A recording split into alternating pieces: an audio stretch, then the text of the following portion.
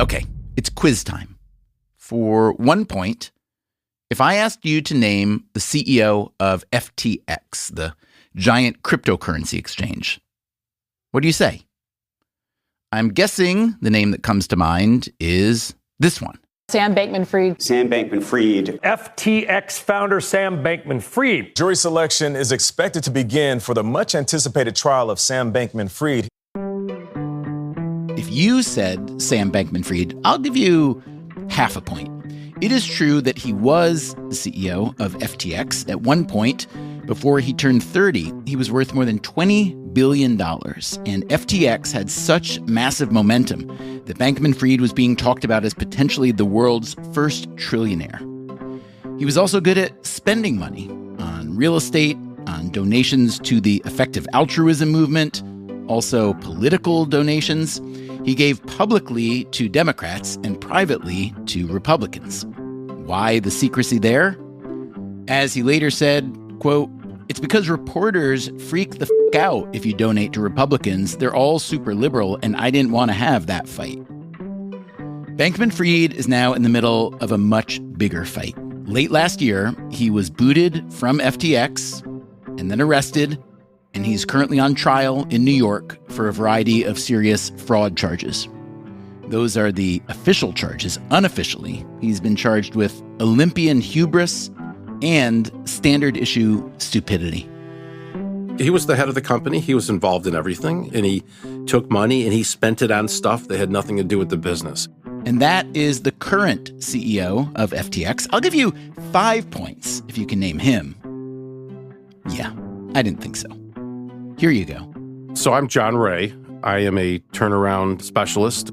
My chief role is to be the head or chief restructuring officer of public companies that get into financial and or other legal trouble. John Ray is what you might call an emergency CEO. His biggest job before FTX? Enron. Today on Freakonomics Radio, a conversation with Ray about what he can and can't do as the emergency CEO at FTX.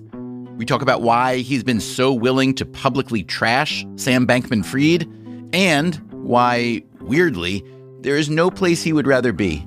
Every CEO in America is jealous of this job.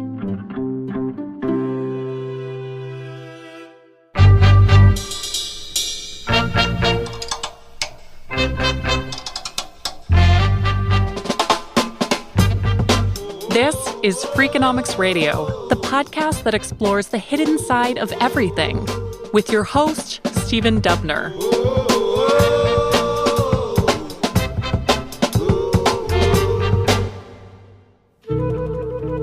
When you talk to John Ray, one thing that becomes clear very quickly is that he loves what he does. What I love about the business is when the economy is great, there's always stupidity and fraud. When the economy is poor, you've got both those issues, plus you've got, the market impacts. When interest rates rise, companies are over leveraged and they're going to end up, in bankruptcy. So in both good cycles and bad cycles, there's always business. Ray is a bankruptcy expert, but he's not an expert in any particular industry. I asked what he knew about cryptocurrency exchanges generally and FTX specifically before he took over. Absolutely zero. I knew of crypto, hadn't really followed it, didn't know the intricacies of it, certainly didn't know anything about FTX. But having said that, I've been involved in probably a dozen industries and never been a specialist in the particular industry because I'm really a bankruptcy and legal process professional, and it doesn't really matter what the particular company is. The FTX case is a perfect example of me parachuting into a case literally on no notice whatsoever. Sometimes Ray is brought in to try to rescue a company in trouble. Sometimes he's brought in when a rescue isn't possible, and then his primary job is to find out where all the money went and try to claw back as much as possible for the stakeholders. That's pretty much the case with his current job, FTX. Here are just a few of the other firms where Ray has been brought in. There was Enron, as I mentioned earlier. They were a huge energy supplier and trading firm that imploded in 2001. There was Nortel Networks, the big Canadian telecom company that went bankrupt in 2009. A Minnesota mortgage company called ResCap, which went bankrupt in 2012. He has also done work for Polaroid, Pacific Lumber, Burlington Industries, and an infrastructure fund that invested in South Africa. There's three reasons why you go into bankruptcy, right? One is a very common problem. You're just extremely over-leveraged, right? And those are, frankly, if there's no other problems, that's the easiest of bankruptcies. Why? Because you take all the people who lent money and you say, okay, now you own the business, you reduce the amount of debt, and all of a sudden the cash flow from the business can now run the business and not have to support that over-leveraged, ballooned out debt. Very simple problem. It can be done on paper, has nothing to do with the business. What are the other reasons? My favorite reasons. Fraud. Fraud can take many, many forms, whether it's hijacking the balance sheet or stealing money or maybe having liabilities that you didn't tell people about. For example, I got brought into a company. It was the largest U.S. transporter of crude oil. Didn't know anything about the shipping business, of course, but they brought me in because they had some tax liabilities that they had not disclosed. And it appeared as though they were relying on some advice that was knowingly inappropriate.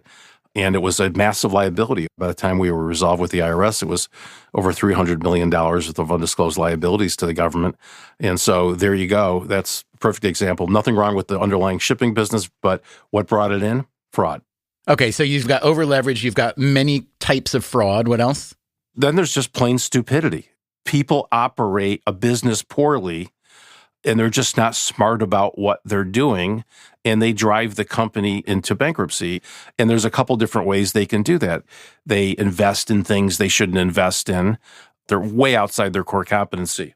It's like when Michael Jordan decided that he wasn't going to play basketball, and instead he was going to play Major League Baseball. And frankly, as good of an athlete as he kind of sucked at baseball. And then there's situations where perhaps the economy changes and the companies don't change with that, right? They don't keep pace with what's happening around them. They operate a business with blinders on and the world passes by them. So other than your last reason, which was essentially lack of business flexibility, if you look at the reasons you've given for why a firm will need you, it sounds like FTX checked every box and then some, yes? Fairly so. I'm not usually brought in where there's just high leverage and all they need is a sort of a balance sheet fix. I'm typically brought in where there's a conflict of interest, say, with management, or there's some elements of fraud or crime. And I'm kind of unique in this sector.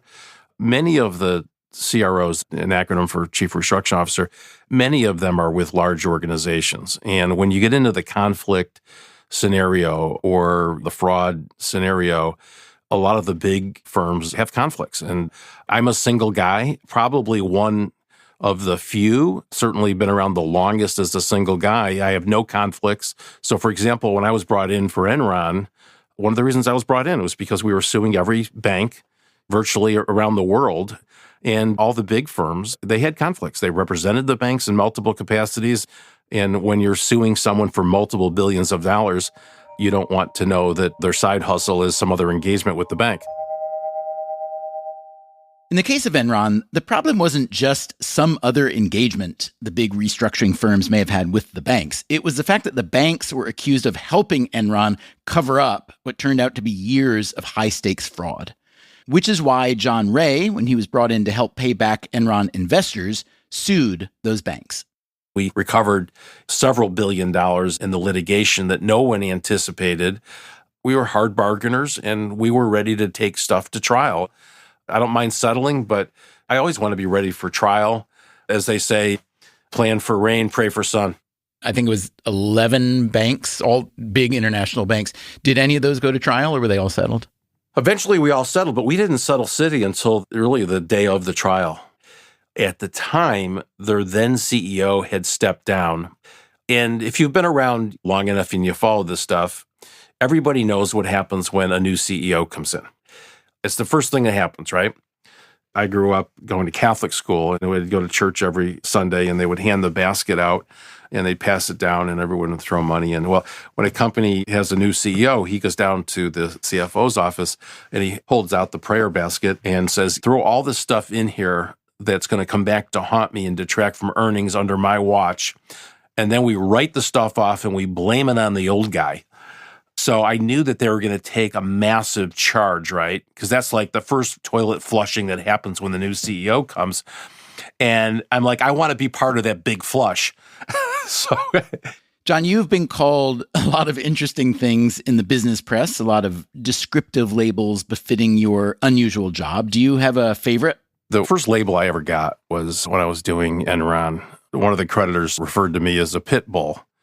When I get into a problem, I sink my teeth into it, and I don't let out of my sight until it's resolved to my satisfaction. Very tenacious, very aggressive, but you have to be in troubled circumstances. And so once I'm onto something, you really got to shake me off. John Ray was born in 1959 and grew up in Pittsfield, Massachusetts, toward the western edge of the state. And if you actually look up Pittsfield in Wikipedia, you'll find some very, very bizarre facts. Like, I think the first baseball game was recorded there. The first death of a Secret Service agent happened in Pittsfield, Mass. A lot of things there. But yeah, it was a GE town. I grew up. GE, as in General Electric.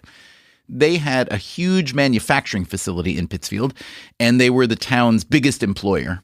My dad worked for some time at GE. Then he was an outside contractor at GE.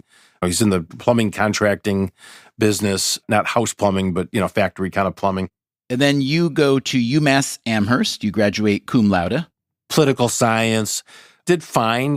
And after that, you interned for Senator Ted Kennedy? I did. And I understand you thought about running for office? I did. I liked working for Kennedy's office. This was circa 79. I worked in their Boston office, which is basically their constituent office. And I would say 95% of the traffic that came through there, people needing help, were people who could not and would probably never vote. He wasn't helping people to vote for him or to raise money for him or to do him favors. That office literally helped people for the sake of helping people. It was like, wow, he's doing this because it's good. So I kind of caught the fever a little bit. But Ray decided against running for office. Instead, he went to law school at Drake University in Des Moines, and then he moved to Chicago. And I interviewed 3 different law firms, right? Same day, all one day. I do everything quickly. By the end of the day, I had 3 offers. And at the time, my wife's parents lived next door, had a lake house with, at that time, he was a sitting federal judge. And he said, who did you interview? And I said, A, B, and C. And so he said, well, what you going to go with? And I said, C. Well, C was Mayor Brown. And at the time, they had just been through Penn Square. And their client was Continental Bank. Penn Square was a small Oklahoma bank that collapsed in 1982. Continental Illinois was a bigger bank that had taken on a lot of bad loans from Penn Square. In order to prevent a catastrophic bank failure, the federal government took over Continental. The law firm that Ray wanted to work for, Mayor Brown, had a long-standing relationship with Continental.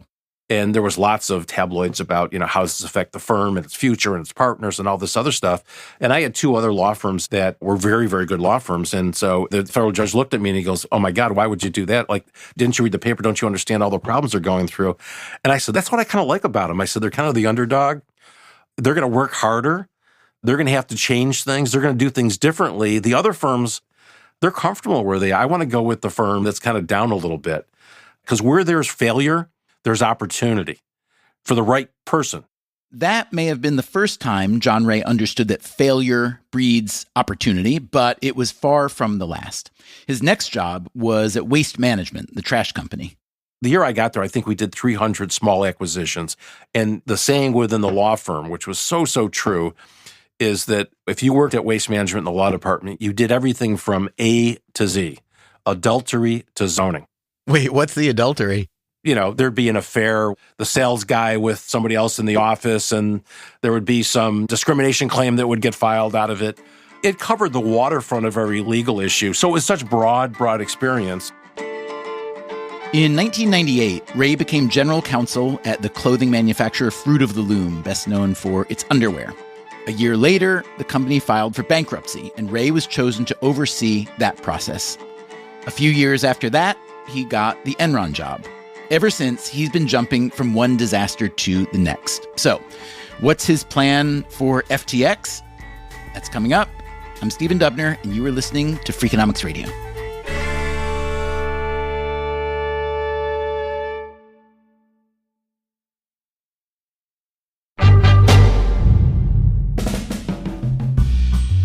In case you don't know any more about cryptocurrency than John Ray did when he was brought in to run FTX, we can help you with that.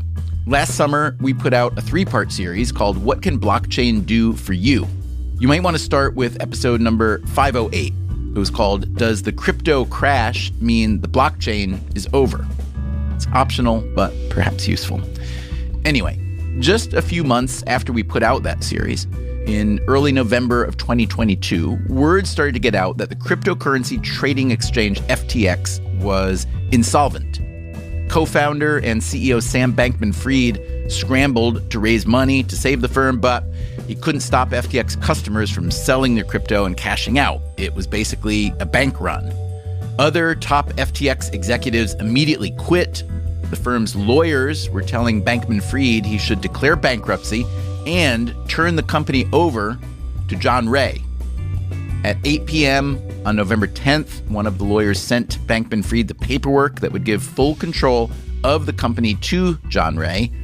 With increasing urgency, they pushed him to sign it. At 4 a.m. on Friday, November 11th, Bankman-Fried signed.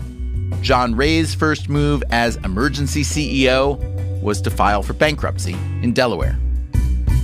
There's other cases I've been involved in where there's weeks ahead of time where you're brought in, but it's a rare case where you're literally brought in within the 24 hours.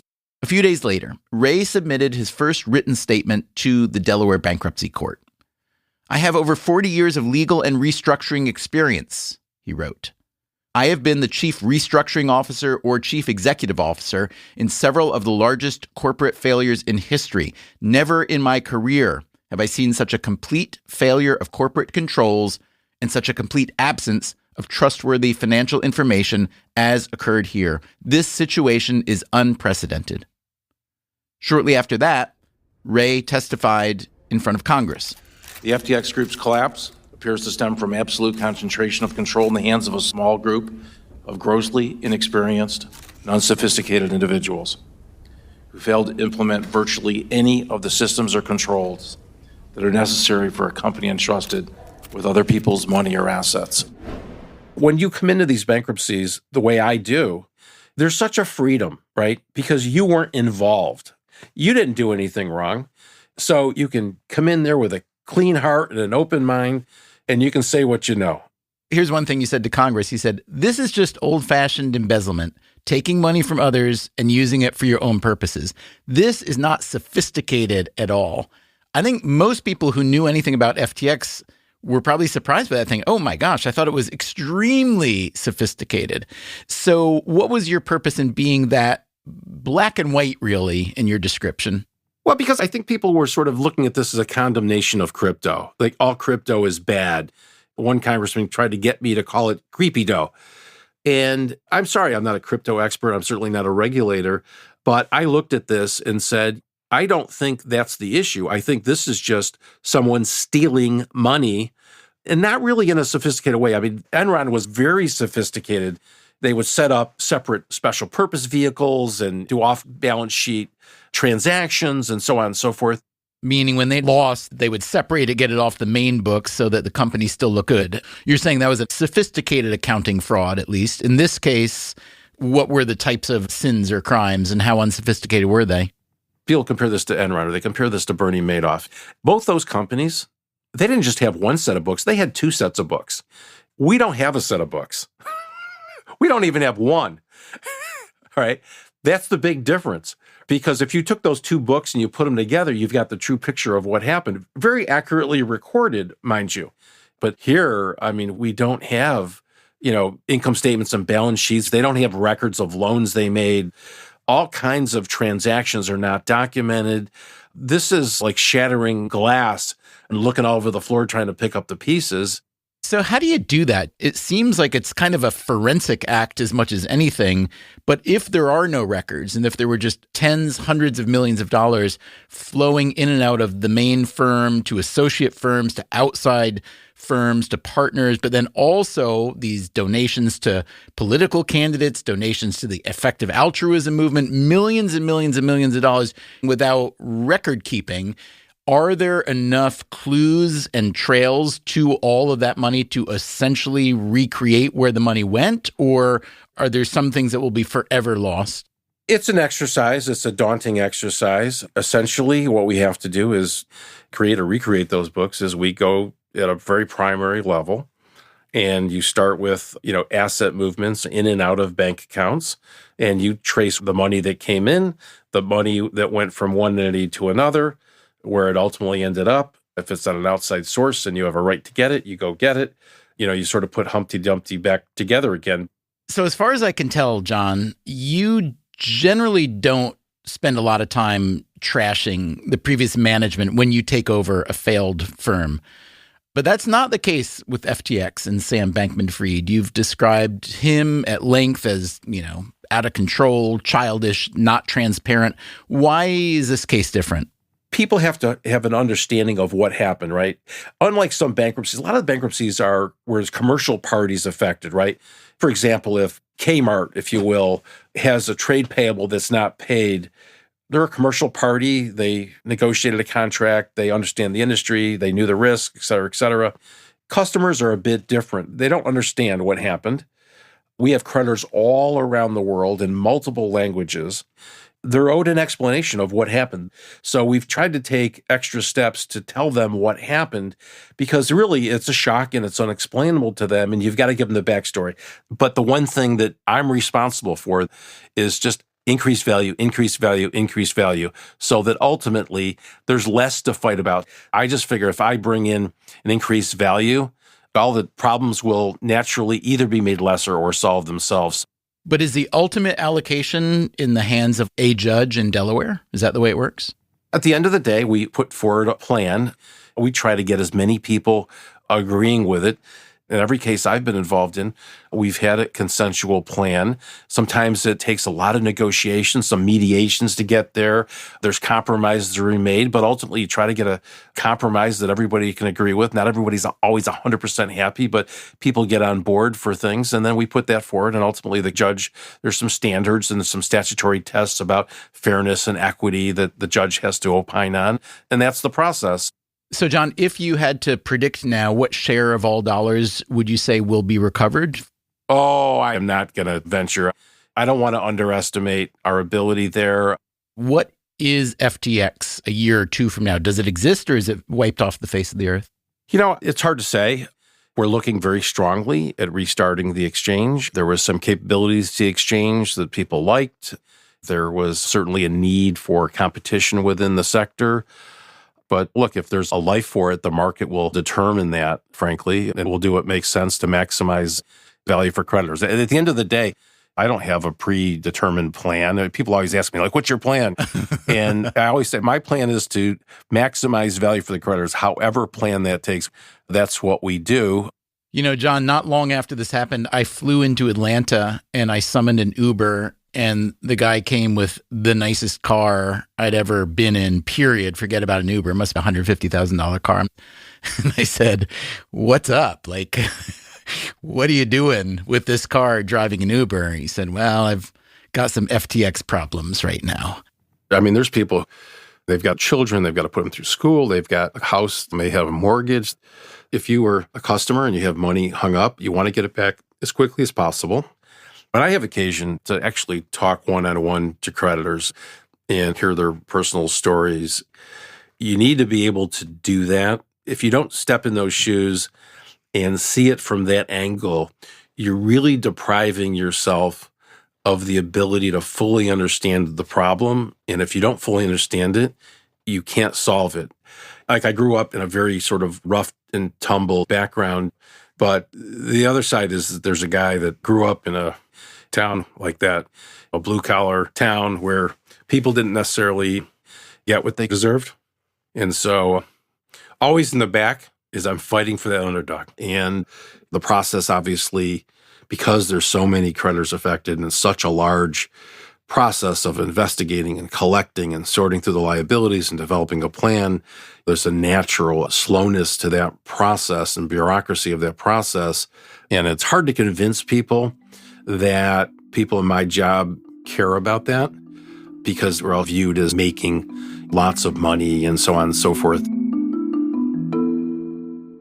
John Ray doesn't come cheap. He bills at $1,300 an hour. And on a job like this, he brings with him a large team of lawyers and consultants. As of this recording, the total bill since FTX declared bankruptcy is well over $300 million. Those fees come out of the pool that will be used to pay back creditors. Crime is very expensive. A lot of people get hurt, and it's very expensive to fix it, right? But on the other hand, we're sort of investing in a recovery if you look at it from that perspective. Do you ever work on more than one bankruptcy at a time? I only do one at a time, active.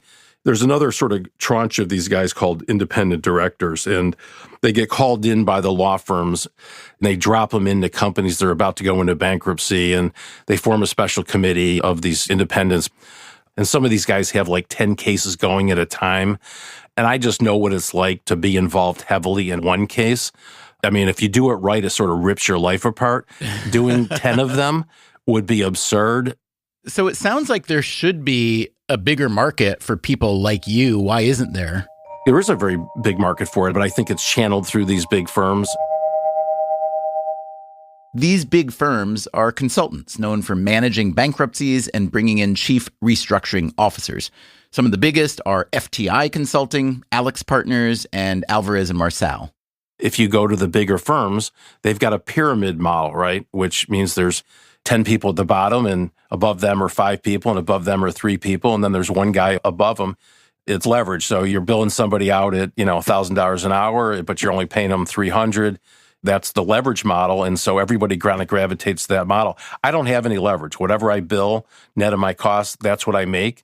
And a lot of people come to me and say, are you dumb? Why don't you just add 10 people? And I've never wanted to do that. If I get into an industry, whether it's crypto, whether it's energy or retail, I can hire best-in-class advisors, best-in-class consultants to be my employees on any given case. The best people in the world, the best judgment, the highest output people. I don't have to rely on the B's and C's. I got all A's. Shortly after John Ray took his current job, the Wall Street Journal published an article headlined, "Does FTX's new CEO have the worst job in corporate America?"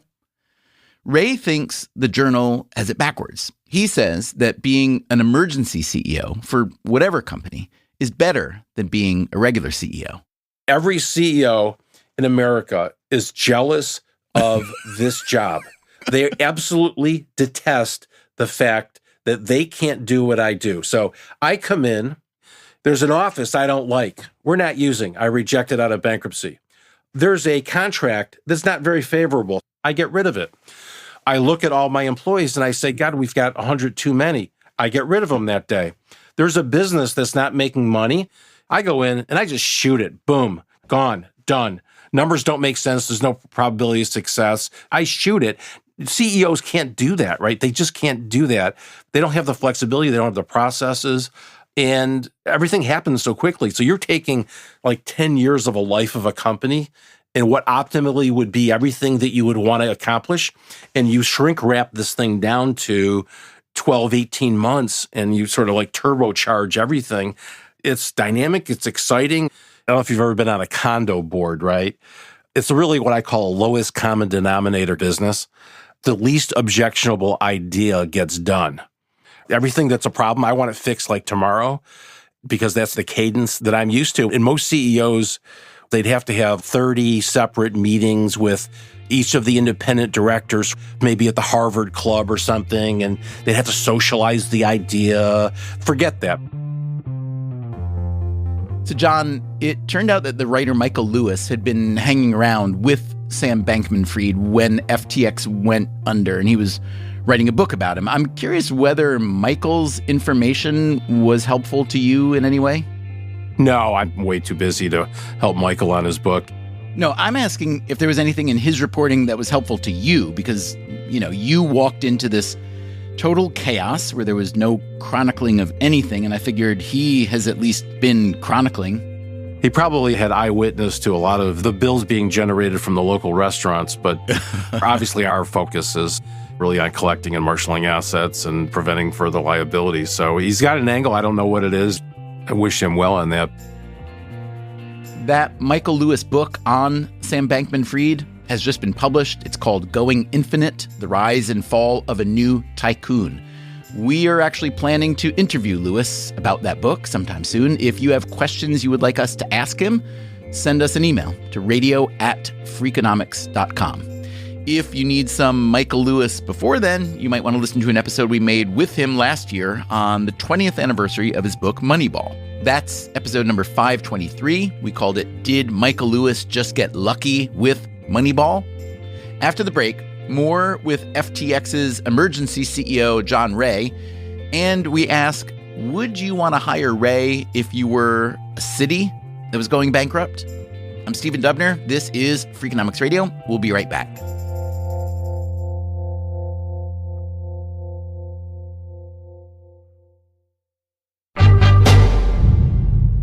So at one point, Sam Bankman-Fried was worth an estimated $24 billion.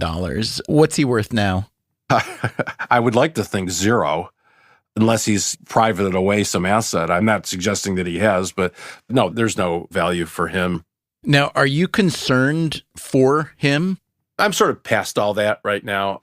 Now it's about taking what assets we've got and making sure we maximize value and distributing it to the creditors. Have you ever spoken with Sam Bankman-Fried?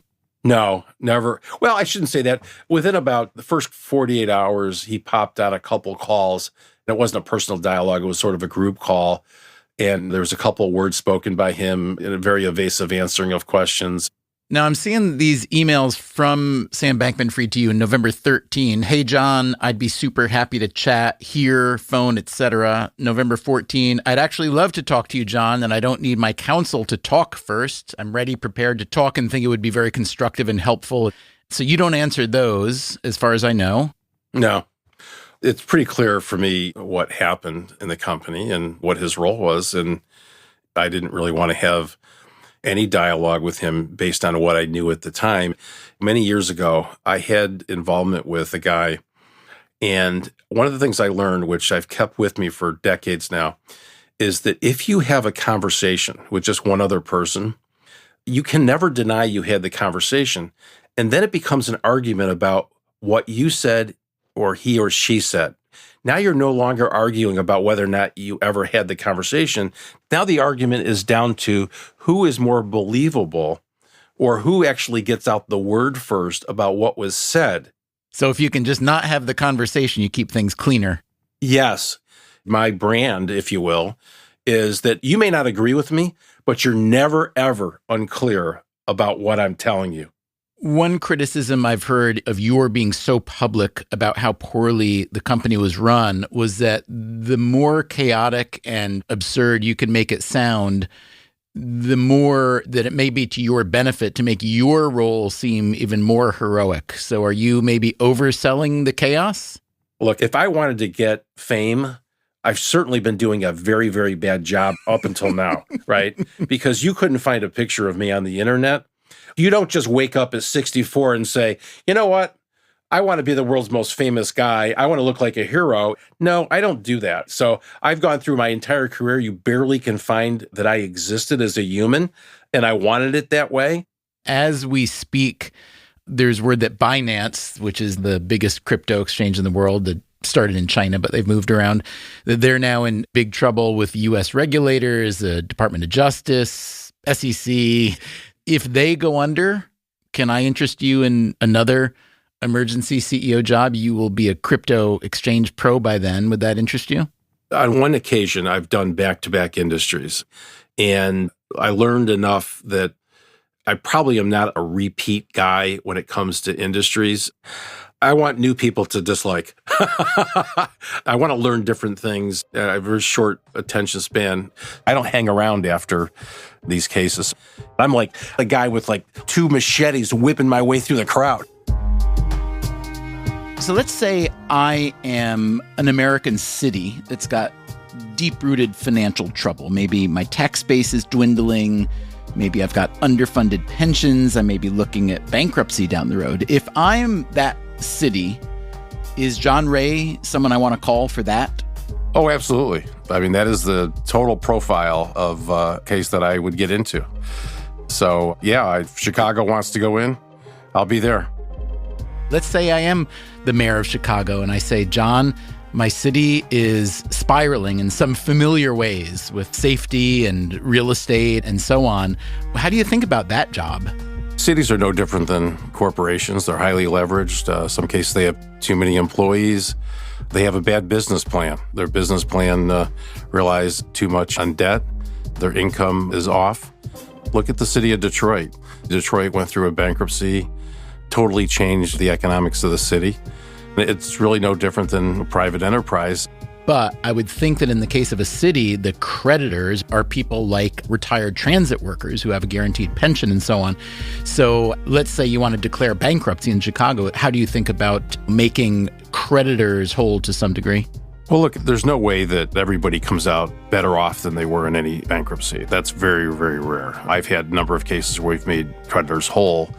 And in every one of those situations, there has to be compromise, there has to be consensus, and really that's kind of the role of somebody in my job, is to bring people together, show them the problem, and work with them to find a solution that perhaps maybe isn't perfect, but it's the best alternative for them on a long-term basis, as opposed to just hitting the wall and crashing.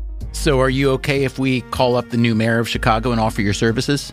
Oh, absolutely. I know the city well. I lived there for 25 years, on and off. They've got a balloon payroll. They've got a lot of legacy costs. It's right down my alleyway. We did call the office of new Chicago Mayor Brandon Johnson to see if he'd be interested in hearing from John Ray. Shockingly, we never heard back. Thanks to John Ray for today's conversation. He doesn't do a lot of interviews, so I'm glad he did this one. Let us know what you thought. Our email is radio@freakonomics.com. Coming up next time on the show. One big reason we don't learn enough from failures is that we don't share them systematically enough. We kick off a special series. The brain just knows that you've been abandoned. It makes it look like maybe you were incompetent. It's a series about failure, about failed relationships. I actually don't think that they're a failure, but that's for different Darwinian reasons. Failures of the imagination. You've prepared for problems A, B, C, D, E, and F, and something like M comes out of the blue and smacks you. Failures of determination. Part of my problem was I did not ask enough questions. And failures that cut deep. I think that was my tipping point where I just went, I'm done. And it broke me. But you don't have to stay broken. Together, we will be learning from all this failure. Our new series is called How to Succeed at Failing. And I think it's one of the best things we've made in some time. That starts next week. Until then, take care of yourself. And if you can, someone else too. And remember to check out Freakonomics Radio Plus, our new membership program where you'll get a weekly bonus episode every Friday, and you can hear our show ad-free. To sign up, visit the Freakonomics Radio show page on Apple Podcasts or go to freakonomics.com/plus. Freakonomics Radio is produced by Stitcher and Renbud Radio. This episode was produced by Ryan Kelly and mixed by Greg Rippin with help from Jeremy Johnston. Our staff also includes Alina Kuhlman, Eleanor Osborne, Elsa Hernandez, Gabriel Roth, Jasmine Klinger, Julie Canfer, Lyric Bowditch, Morgan Levy, Neil Carruth, Rebecca Lee Douglas, Sarah Lilly, and Zach Lipinski. Our theme song is Mr. Fortune by the Hitchhikers. All the other music was composed by Luis Guerra. As always, thank you for listening. I'm like the guy on Sesame Street. Grouch? Oscar? Yeah, when things are horrible, that's good, right? He would say to you, have a bad day. That's That's you. That's exactly right.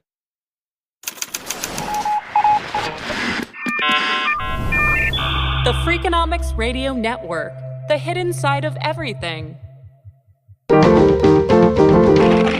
Stitcher.